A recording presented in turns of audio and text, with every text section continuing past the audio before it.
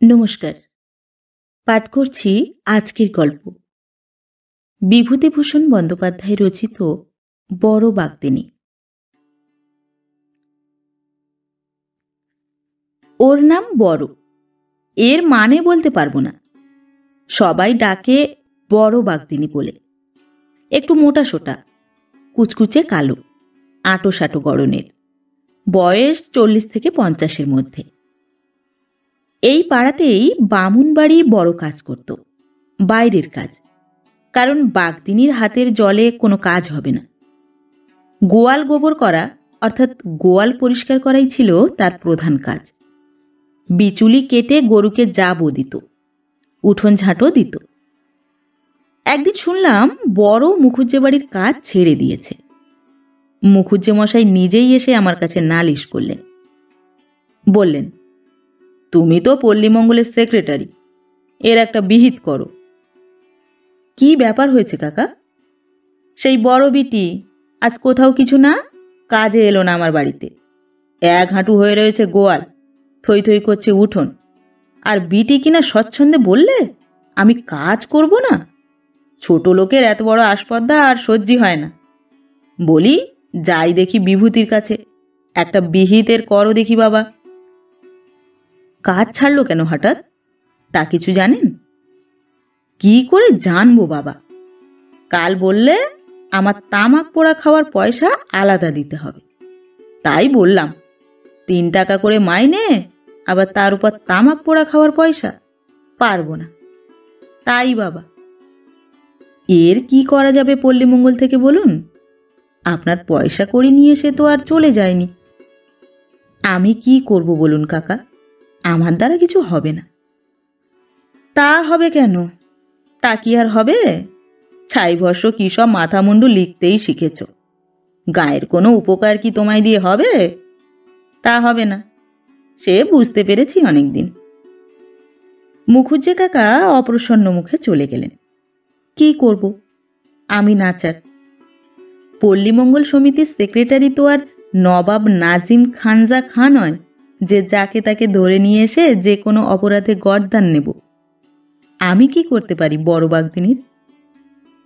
হঠাৎ বড়র সঙ্গে একদিন গোপালনগরের পথে দেখা।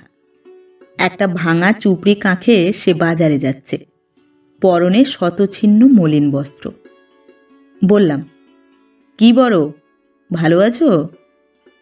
বড় থমকে রাস্তার একপাশে সরে গিয়ে দাঁড়ালো জড়সড় হয়ে, আমায় পথ দেওয়ার জন্যে। যদিও তার কোনো প্রয়োজন ছিল না, পথ দুজনের পক্ষে যথেষ্ট চওড়া। বললে, বাবু, আমাকে কাঠ দেবেন একখানা? কাঠ? কি কাঠ? বাবু, সেই রেশম কাঠ। বুঝলাম। তোমার নেই? না বাবু, কে এনে দেবে? মোদের কথা কি কেউ শোনে? কাপড় নেই, এই দেখুন এই কাপড়খানা। বড় আঁচলের অংশটুকু আমার সামনে মেলে ধরলে। বললাম, থাক থাক, ও দেখাতে হবে না, দেখেই বুঝতে পারছি। কথাটা তখনই মনে পড়ে গেল। বললাম, আচ্ছা, মুখুজ্জে বাড়ির কাজটা ছেড়ে দিলে কেন হঠাৎ? মুখুজ্জে কাকা সেদিন বলছিলেন। বড় আমার পাশ কাটিয়ে যাবার চেষ্টা করে বললে, সে বাবু আর আপনার সামনে বলবো না। একটু এগিয়ে পিছনে ফিরে আমার দিকে চেয়ে বললে, ওনার মতিগতি ভালো না বাবু, এই একটা কথা আপনাকে বললাম। বড় চলে গেল। ব্যাপার কি? মুখুজ্জে কাকা কি বড় বাগদিনীর কাছে প্রেম করতে গিয়েছিলেন উভয়ের এই বয়সে? বিশ্বাস তো হয় না। মরুগে, পরের কথায় দরকার কি আমার। পৌষ মাসের প্রথমেই ভীষণ শীত পড়ল। একদিন রাত 10টার পর ও পাড়ার হাজারি ঘোষের বাড়ি থেকে ভাগবতের কথকথা শুনে ফিরছি। এমন সময় পায়ে চলা মাটির পথের ধারে একখানা কুঁড়ে ঘরের দাওয়ায় কে শুয়ে আছে দেখে সেখানে থমকে দাঁড়ালাম। এ পাড়ায় আমার যাতায়াত খুবই কম, তার উপর বহুকাল গ্রামে না থাকার দরুন কোনটা কার বাড়ি চিনি নে। এগিয়ে গিয়ে বললাম, শুয়ে কে? কে? বাবু, আসুন। কনে গিয়েলেন এত রাত্রি? আমি বড়। ও, এই তোমার বাড়ি নাকি? হ্যাঁ বাবু। এরে কি আর বাড়ি বলে, ওই কোনো রকমে আসি মাথা গুঁজে। গরিব লোকের আবার বাড়ি আর ঘর, আপনিও যেমন। সত্যি অবাক হয়ে গেলাম। কেউ বললে বিশ্বাস করবে না। ছোট্ট একখানা চারচালা ঘর। ঘরের পেছন দিকে দেয়াল নেই, কঞ্চির বেড়া বা চাঁচ কিছুই নেই। একেবারে ফাঁকা। সামনের যে দাওয়ায় বড় বাগদিনী এতক্ষণ শুয়েছিল তার দুদিকে নোনার পাতার বেড়া, কিন্তু সামনের দিকে একদম ফাঁকা। এই ভীষণ শীতে এই খোলা দাওয়ায় কি একখানা গায়ে দিয়ে শুয়ে আছে। ঘরের মধ্যেও যেন কে শুয়ে আছে মেঝেতে। বললাম, ঘরে ওকে? ও মোর ছেলে ঠ্যানো। ওরে চেনেন না? না, তোমার ছেলে আছে তাই জানি নে। কত বড়? তা বাবু 70-এর মুখে ছাই দিয়ে বড়সড় হয়েছে। কত তা কি মোরা জানি?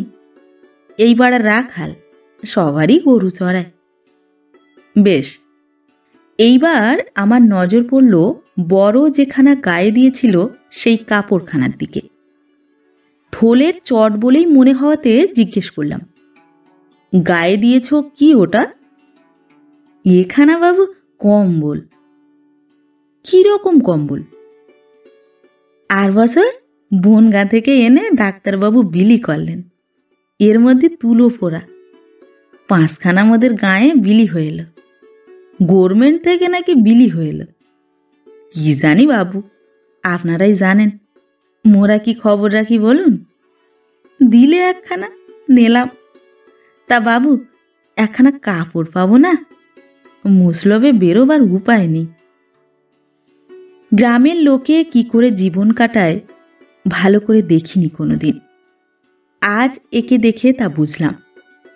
এই শীতে একখানা থলের চট গায়ে দিয়ে বাইরে শুয়ে যে আছে, তার কালই নিউমোনিয়া যদি হয় এবছরের এই ভীষণ শীতে, তবে কোন ডাক্তারখানা থেকে এদের ওষুধ আসবে? দিন কতক পরে গ্রামে বাঘের উপদ্রব হলো। প্রতি বৎসরই শীতকালে বাঘের উপদ্রব হয় এ অঞ্চলে। লোকের গোয়াল থেকে গরু বাছুর নেয়। রাত্রি চড়া গরু তার পরের দিনের আলো হয়তো আর দেখে না। এবছর উপদ্রবটার বাড়াবাড়ি দেখা গেল। দিন দুপুরে দক্ষিণ মাঠের বেগুনের ক্ষেতে কি নয়ালি দিঘির পাড়ের জঙ্গলে চুয়োডাঙ্গার রাস্তায় অশ্বত্থ গাছের তলায় বাঘকে শুয়ে থাকতে দেখে চাষি কি পথ চলতি লোকে। ফুটফুটে জ্যোৎস্না রাতে ইছামতির ধারের বাঁশবনের পথ দিয়ে শীতে জেলে মাছ ধরে নিয়ে তেঁতুলতলার ঘাট থেকে বাড়ি ফিরছে।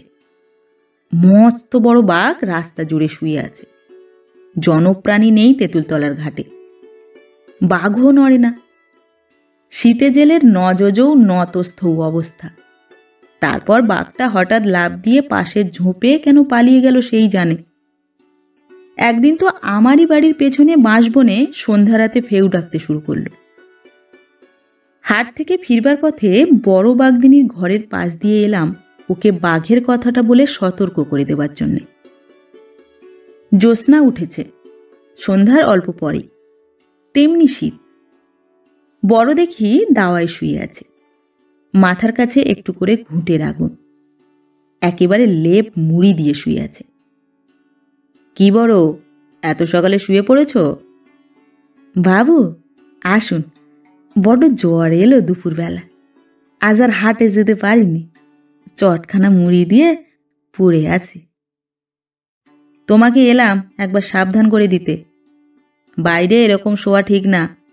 কাল আমার বাড়ির পেছনের বাগানে বাঘ ডেকেছে। তোমার ঘর আরো বনের মধ্যে।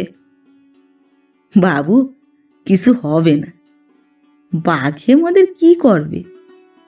ও ভয় নেই মোদের।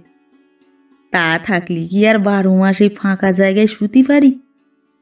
ও মোদের শুয়ে গিয়েছে। ভয় ডর থাকলে কি মোদের চলে? একদিন পরের কথা। সকালবেলা হই হই ব্যাপার। সবাই ছুটছে ও পাড়ার দিকে।